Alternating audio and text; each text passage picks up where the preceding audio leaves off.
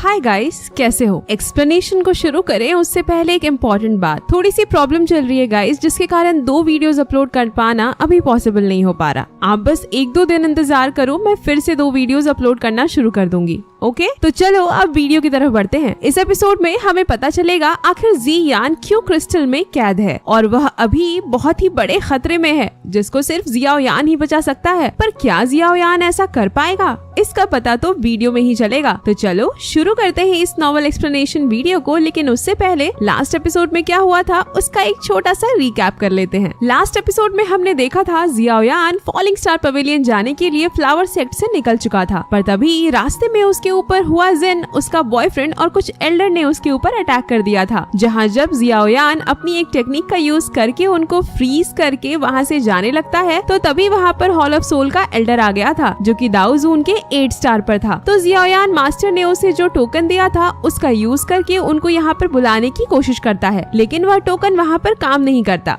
क्योंकि उस एल्डर ने वहाँ पर चारों तरफ एक बैरियर बना दिया था। तो Xiao Yan great heaven creation palm technique का यूज करके उन सभी पर अटैक कर देता है, जिसको वह सभी लोग एक साथ मिलकर रोक लेते हैं और फिर उन सभी ने एक साथ जियाओ यान पर अटैक कर दिया था। लेकिन इससे पहले कि वह अटैक जियाओ यान को लगता, वहाँ पर हेई किंग आ गए थे और वह जियाओ यान और किंगलिन को लेकर ड्रैगन आइलैंड पर आ चुके थे, जहाँ जियाओ यान को पता चलता है कि एंशिएंट वॉइड ड्रैगन ट्राइब अब 4 आइलैंड में डिवाइड हो चुका है। और फिर जियाओ यान उनसे पूछता है आखिर जी यान को क्या हुआ, जिस पर थर्ड एल्डर ज़ुओली जियाओ यान को लेकर एक वोल्केनो के पास आ चुके थे, जहां जी यान उस वोल्केनो के अंदर एक क्रिस्टल में कैद होती है, जिसको देखकर जियाओ यान काफी हैरान हो गया था। अब आगे एपिसोड 150 की शुरुआत में हम जियाओ यान को देखते हैं, जहां वह जी यान के पास जाकर उसको आवाज लगा रहा था। तो थर्ड एल्डर ज़ुओली बोलते हैं जियाओ यान, इसका कोई मतलब नहीं, वह तुम्हारी आवाज को नहीं सुन सकती, उसकी जान अभी खतरे में है। तो जियाओ यान हे किंग से बोलता है मैंने जी यान को आपके भरोसे छोड़ा था कि वह यहाँ पर सुरक्षित रहेगी, तो आखिर अब उसे क्या हो गया है? तो हे किंग बोलता है यह पूरी मेरी गलती है, जिस पर थर्ड एल्डर बोलते हैं नहीं, इसमें मेरी गलती है। बहुत समय पहले ही मेरे एंशिएंट वॉइड ड्रैगन ट्राइब ने अपने किंग को खो दिया। इसके बाद यह पूरा ancient void dragon tribe 4 island में डिवाइड हो गया और काफी समय तक हमारे बीच फाइट हुआ। इसके बाद बहुत ज्यादा तलाश करने के बाद हमें जी यान के बारे में पता चला, जो कि किंग की डॉटर है। मैं चाहता था कि जी यान जल्दी से अपने इस एंशिएंट वॉइड ड्रैगन ट्राइब की क्वीन बन जाए, जिस वजह से मैंने उसे ड्रैगन फीनिक्स ओरिजिन फ्रूट को एब्जॉर्ब करने के लिए फोर्स किया। मुझे लगा ड्रैगन फीनिक्स ओरिजिन फ्रूट को एब्जॉर्ब करने के बाद जी यान की एबिलिटीज काफी ज्यादा इंक्रीज हो जाएंगी और वह एंशिएंट ड्रैगन ट्राइब की क्वीन बन जाएगी और सभी आइलैंड को एक साथ कर पाएगी। जिस पर जियाओ यान बोलता है लेकिन ब्रदर, हे किंग ने तो बोला था dragon Phoenix origin fruit ancient void dragon tribe के लिए काफी अच्छी चीज है, तो फिर वह जी यान को कैसे नुकसान कर सकता है? तो हे किंग बोलते हैं हमने भी इसके बारे में बिल्कुल भी नहीं सोचा। ड्रैगन फीनिक्स ओरिजिन फ्रूट की एनर्जी बहुत ही ज्यादा थी, जिसको जी यान बिल्कुल भी कंट्रोल नहीं कर पा रही थी और फिर वह इस तरह से ड्रैगन फीनिक्स ओरिजिन फ्रूट की पावर की वजह से क्रिस्टल के अंदर कैद हो गई और इसमें थर्ड एल्डर ज़ुओली की भी कोई गलती नहीं है। एंशिएंट वॉइड ड्रैगन ट्राइब के किंग जी यान को तभी अपने साथ लेकर चले गए थे जब वह अपने एग के अंदर थी। इसके बाद ancient void dragon tribe 4 island में डिवाइड हो गया और उनके 4 अलग अलग किंग बन गए और सभी के बीच काफी समय के लिए फाइट हुई, जहाँ लास्ट में हमें यह ईस्टर्न ड्रैगन आइलैंड मिला और अब केवल एंशिएंट वॉइड ड्रैगन ट्राइब के किंग का डिसेंडेंट ही सभी को एक साथ ला सकता है, जो कि जी यान है और वही हमारी लास्ट होप है। तो जियाओ यान उनसे पूछता है आप बस मुझे यह बताओ मैं जी यान को कैसे बचा सकता हूँ? तो थर्ड एल्डर बताते हैं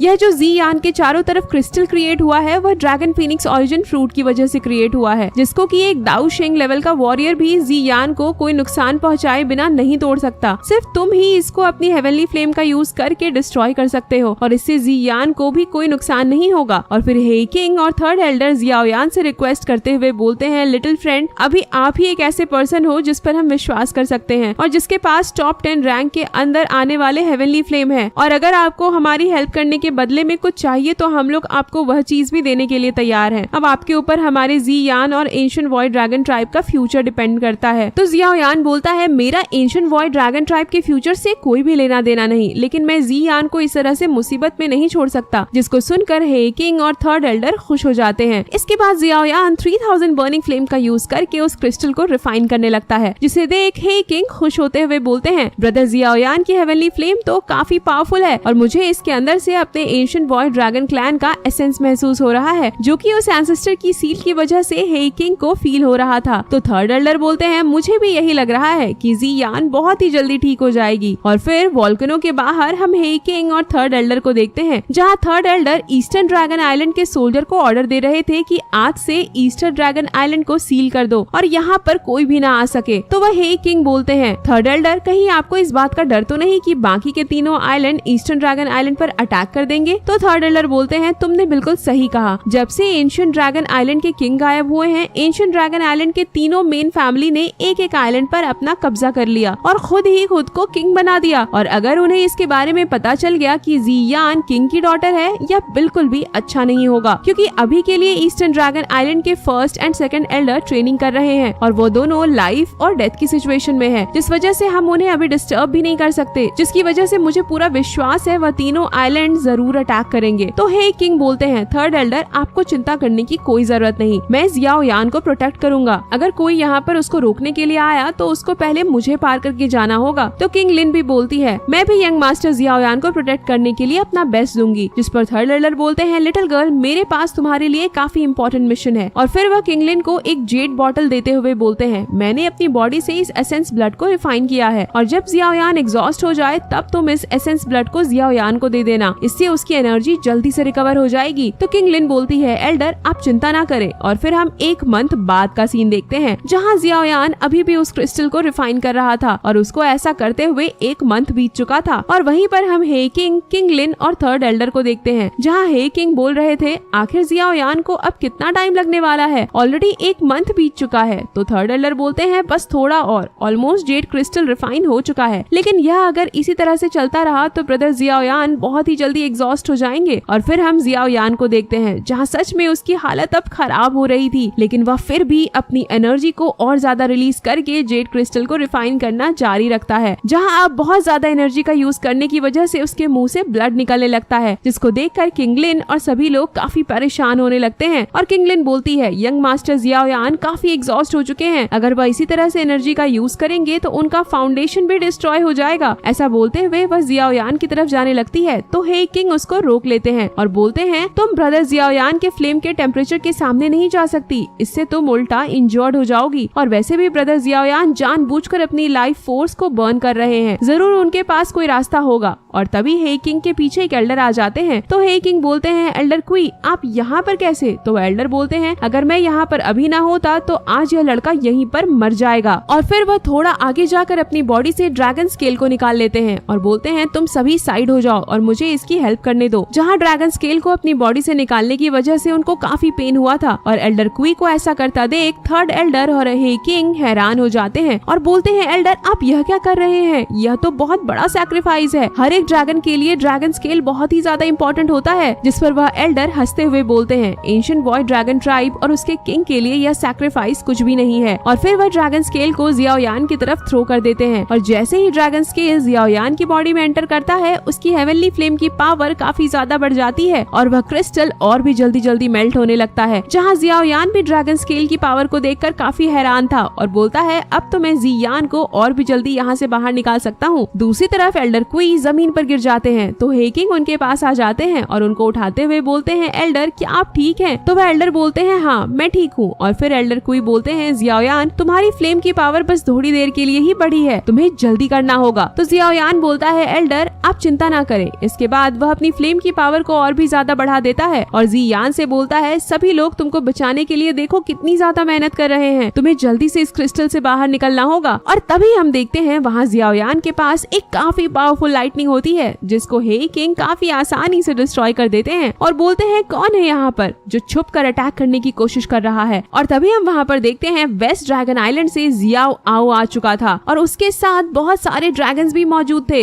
तभी जियाओ आओ बोलता है वेस्ट ड्रैगन किंग ने मुझे यहाँ पर एंशिएंट वॉइड ड्रैगन ट्राइब के किंग के डिसेंडेंट को वेस्ट ड्रैगन आइलैंड पर इनवाइट करने के लिए भेजा है। और तभी हम यहाँ पर साउथ ड्रैगन आइलैंड के बंदे मैन यान को देखते हैं जो बोल रहा था साउथ ड्रैगन आइलैंड के किंग ने मुझे यहाँ पर इन्वेस्टिगेशन करने के लिए भेजा है कि आखिर ईस्टर्न ड्रैगन आइलैंड हमसे क्या छुपा रहा है। और यह दोनों ही यहाँ पर इनडायरेक्टली जियान को मारने की बातें कर रहे थे। जहाँ उन दोनों को यहाँ पर देख हे किंग काफी परेशान हो जाते हैं और बोलते हैं यह लोग तो काफी ज्यादा क्रिटिकल मोमेंट पर यहाँ आए हैं। तो एल्डर क्वी और थर्ड एल्डर झोली उन सभी पर एक साथ अटैक करने के लिए आगे बढ़ते हुए बोलते हैं, हे किंग, तुम जियाओ यान को प्रोटेक्ट करो, बाकी इन सभी को हम दोनों देख लेंगे। और फिर वह दोनों एल्डर अपनी एनर्जी को रिलीज करते हुए बोलते हैं, ईस्टर्न ड्रैगन आइलैंड केवल ड्रैगन किंग के ही ऑर्डर को मानता है, और क्या तुम सबको पता नहीं कि ड्रैगन किंग को ऑफेंड करने का मतलब तुम्हें क्लैन से बाहर निकाल दिया जाएगा। इसके बाद वह दोनों एल्डर्स उन सभी लोगों से फाइट करने लगते हैं, जहाँ हे किंग उनको फाइट करते हुए देखकर बोलते हैं, अगर फर्स्ट और सेकंड एल्डर यहाँ पर होते तो इन सब की हिम्मत नहीं होती कि ये यहाँ पर अटैक करते। और फिर वह जियाओ यान को जल्दी करने के लिए बोलते हैं। तो जियाओ यान बोलता है, ऑलमोस्ट हो चुका है ब्रदर हे किंग। तभी सीन कट करके हमें फॉलिंग स्टार पवेलियन में मास्टर फेंग जुनजे और याओ लाओ को दिखाया जाता है, जहाँ मास्टर याओ लाओ बोलते हैं, अचानक से मुझे इतनी चिंता क्यों हो रही है। तो मास्टर फेंग जुनजे बोलते हैं, तुम्हारा डिसिपल एक मंथ से गायब है, पर तुम्हें तो कोई चिंता ही नहीं है। तो मास्टर याओ लाओ बोलते हैं, क्या एक मंथ हो गया, मुझे तो पता ही नहीं चला। तो मास्टर फेंग जुनजे बोलते हैं, मैंने फ्लावर सेक्ट में कुछ लोगों को जियाओ यान के बारे में पता करने के लिए भेजा था, लेकिन उन्होंने बताया कि जियाओ यान वहाँ से बहुत पहले ही निकल चुका था, लेकिन वह अभी तक फॉलिंग स्टार पवेलियन नहीं पहुँचा। यह काफी ज्यादा स्ट्रेंज बात है। तो मास्टर याओ लाओ बोलते हैं, मुझे कुछ गड़बड़ लग रहा है। और फिर हम ड्रैगन किंग आइलैंड पर जियाओ यान को देखते हैं, जहाँ उसके पीछे नॉर्थ ड्रैगन आइलैंड की एल्डर किंग यान आ चुकी थी और बोलती है, तो ये वो लड़की है जिसके पास रॉयल ब्लड लाइन है। मिस्टर हैंडसम, क्या मैं इस लड़की को अपने साथ लेकर जा सकती हूँ? तभी जियाओ यान के पास मौजूद मास्टर याओ लाओ का जेड क्रिस्टल डिस्ट्रॉय हो जाता है, जिसको देखकर वह एल्डर किंग यान काफी हैरान हो गई थी। और तभी वहाँ पर मास्टर याओ लाओ आ जाते हैं और किंग यान से बोलते हैं, तुम्हारी हिम्मत कैसे हुई कि तुमने मेरे डिसिपल को टच किया? जहाँ जैसे ही मास्टर वहाँ पर आते हैं, किंग यांग उनके एनर्जी से पीछे की ओर चली जाती है और बोलती है, यह तो बान शेंग लेवल की एनर्जी है, कहीं तुम याओ लाओ तो नहीं? यहाँ जियाओ यान भी मास्टर याओ लाओ को वहाँ पर देखकर काफी खुश हो गया था। तो मास्टर याओ लाओ जियाओ यान से बोलते हैं, तुम अभी जिस चीज को कर रहे हो उस पर फोकस करो, अपना ध्यान मत भटकने दो। तभी किंग यान बोलती है, तुम तो ह्यूमन रेस हो ना, तो आखिर क्यों तुम हमारे एंशिएंट ड्रैगन क्लैन के मैटर में इंटरफेयर कर रहे हो? जिस पर मास्टर बोलते हैं, मेरे डिसिपल का हर एक मैटर मेरा भी मैटर है, और अगर तुम मरना नहीं चाहती तो यहाँ से चली जाओ। तो किंग यान हंसते हुए बोलती है, तुमने तो आज मुझे ऑलमोस्ट बेवकूफ बना ही दिया था। अगर तुम्हारी रियल बॉडी यहाँ पर होती तो शायद एक बार के लिए मैं यहाँ से जाने के बारे में सोचती, पर क्या तुम्हें सच में लगता है तुम्हारा यह इल्यूजन मुझे रोक सकता है? तभी उसने मास्टर पर एक अटैक कर दिया था, जिसकी वजह से मास्टर का इल्यूजन वहीं पर डिस्ट्रॉय हो जाता है। जहाँ वह मास्टर का इल्यूजन डिस्ट्रॉय होते हुए जियाओ यान से बोलता है, जियाओ यान बस तुम थोड़ी देर रुको, मैं तुम्हारे पास आ रहा हूँ। और इससे पहले कि किंग यान जियाओ यान पर अटैक करे, हे किंग ने अपने काफी ज्यादा पावरफुल अटैक को उसके ऊपर कर दिया था, जिसको किंग यान बस एक अटैक करके हे किंग के अटैक को बड़ी आसानी से डिस्ट्रॉय कर देती है, जिससे हे किंग काफी इंजर्ड हो चुके थे और वह किंग यान के सामने नहीं टिक पाते। और तभी किंग लिन ने किंग यान पर एंशिएंट हेवन सर्पेंट से अटैक कर दिया था, जहाँ एंशिएंट हेवन सर्पेंट को देखकर किंग यान थोड़ा हैरान हो जाती है और बोलती है, एंशिएंट हेवन सर्पेंट, इसे तो मेरे एंशिएंट वॉइड ड्रैगन ट्राइब ने बहुत समय पहले ही हरा दिया था और तुम इसकी हेल्प से मुझे हराना चाहती हो? ऐसा बोलते हुए उसने किंग लिन पर अटैक कर दिया था, जिसके सामने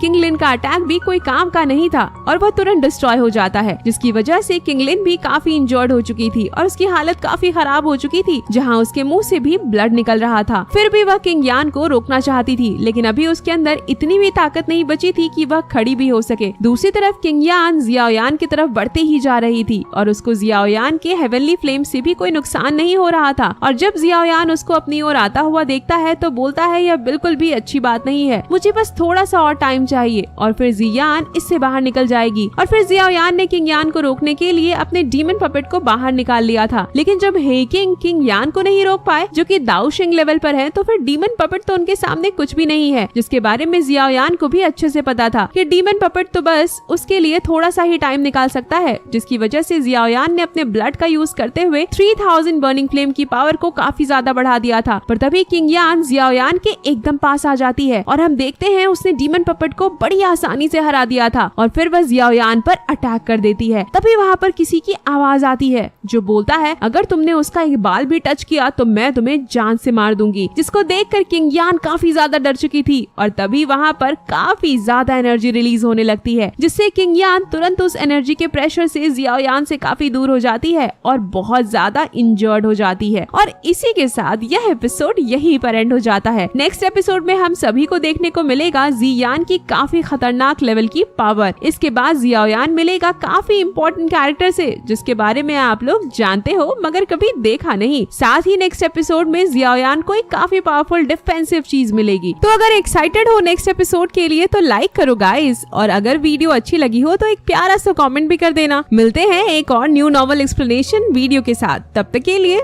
बाय बाय।